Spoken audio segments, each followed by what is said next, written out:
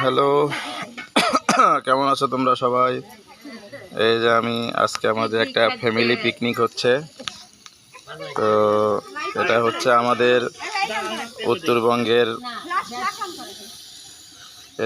উত্তরবঙ্গের মানে ঐতিহ্যবাহী একটি খাবার, আলু ঘাটি। এই যে আমার চাচাতো ভাই ইশতিয়াক আহমেদ তো আলুগুলো সুন্দরভাবে হাত দিয়ে করলো। এটা হচ্ছে ডিম, সবগুলো হাঁসের ডিম।